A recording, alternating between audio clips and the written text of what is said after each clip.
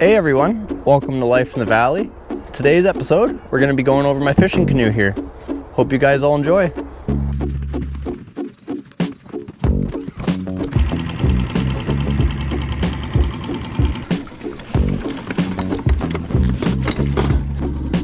Oh yeah, that is a beautiful fish.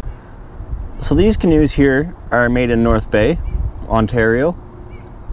The Myers sportspals, I believe, are made over in the States somewhere. I'm not quite sure where. They're a little bit different, but very similar. But this in particular canoe is their 14-foot wide stern model. So I got a nice wide transom for the motor here behind me. And it's 14 feet long. I believe the center beam here type of deal is 38 inches wide. So it's also quite stable on the water. My little brother, he has the 12-foot pointed version. Pointed both ends like your normal canoe, and little Aiden, he has the 12-foot square wide stern, same as mine here, but 12 feet long. There's also the square sterns, so basically it's a pointed canoe with a little bit cut off the back almost, just enough to put a motor on there, and they're quite nice canoe too. Why I chose this canoe over a kayak or something along those lines is I actually can take 3 people with me and we all fit in here comfortably, and I think it's an 850 pound load capacity in this. It's a lot more stable. I can stand in it comfortably. Hank can jump around in it, not have to worry about flipping over. We can load it down with gear, we can go camping with it, we can go fishing with it, we can do all sorts of stuff.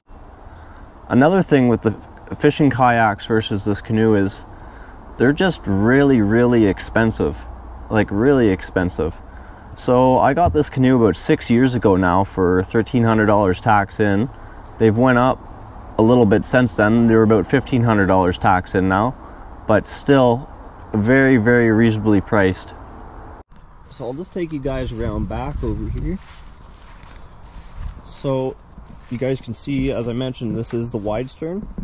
So it's got a nice wide transom on it for motor. Great for that, that's for sure.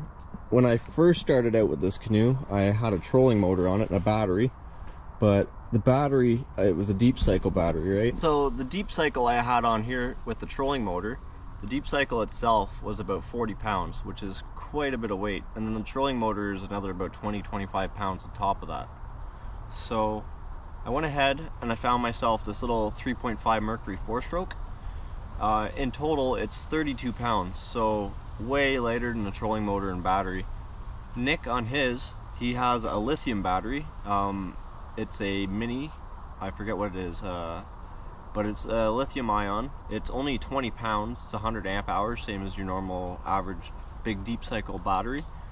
But even at that, he's still over 40 pounds with the battery and trolling motor for his pointed canoe. So as far as my opinion goes, the gas motors are way far superior. You can troll right down with them. You don't need a trolling motor to troll. Little 4-stroke, it's nice and quiet. You putt right down. They're nice and easy to start, and they get up and go pretty good too. And to top it off, it's only 32 pounds. And this little 5-liter can I carry right here, that'll last me to 4 to 5 days, which even a lithium battery on a trolling motor will only last 2 to 3 days at most. It's self-contained own little unit, little gas tanks up here, and this is a whole lot lighter than a pretty big old battery.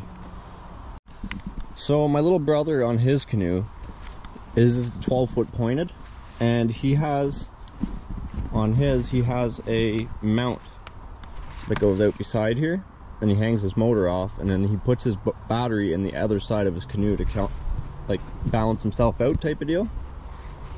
So that setup does work for him. It's better for him. But Aiden, he went out ahead and got himself a little 2.5 horse Evinrude. We fixed it up and got it going for him. The thing is so light. I bet you that little motor is about 15 pounds. It is crazy. And it definitely works pretty good for him too.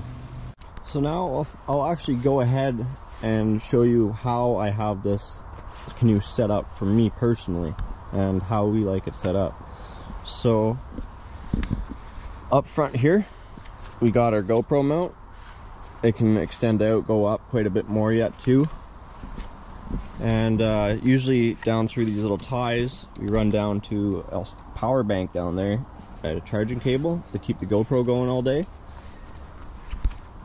And then we went ahead, we got ourselves rod holders. Really nice for trolling around. Got ourselves some seats. So in these sportspal canoes too, you can see they come in with like paddle holders type of deal, which is great. You don't ever have to worry about your paddle dangling around or anything like that. So as we make our way back a little bit further, we have the fish finder and my tackle bag with all different stuff in it. So the fish finder, we use a Helix 5 portable, so we use it summer and winter. It works real well for us. The suction cup's on the back of the canoe, nice and light. And one thing here with this, I don't know if you guys can see, down in there we got a Dakota lithium battery, so that lightens that up quite a bit. I believe the old battery is like 5 pounds and this one's like 2 or something. I forget exactly now, but it makes a huge difference. Come back here, same deal, rod holder, cushion, seat. And these are real nice because you can lean back and they'll hold you up. These straps, and then make our way back further. We got our gas tank and motor. So up under the seats, I went ahead and I put clips to hold our safety kit and random other stuff. I put some clips up here under Alyssa's too, to hang her tackle bag and stuff on. And you guys can see here too, we have that clipped on, fish finders clipped on. I usually like to have everything strapped to the canoe. That canoe cart, a couple people have asked me about it. I made that from scratch. It definitely works out good for us. Those bearings in there, the bearings that come with these tires from like Princess Auto are just absolute garbage. So I went ahead on Amazon and I got some good bearings and I jammed 5 bearings per tire, so it'll hold quite a bit more and bearings won't go on us, hopefully.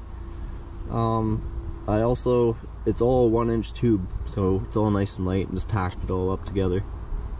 And you guys can see I put kind of an arch in it there, so we have a bit more ground clearance. But a few things people have asked me too is, the transoms do flex a little bit when you overpower them. So what I went ahead and did is, I got myself some 1/8" aluminum C-channel. Like it's a 2-inch by 4-inch C-channel. And I went ahead and made myself some corner brackets and riveted and bolted everything up into the canoe. And you guys can see it on the outside here. I left this little ridge along here to actually help add support so it doesn't twist. And yeah, it works really well.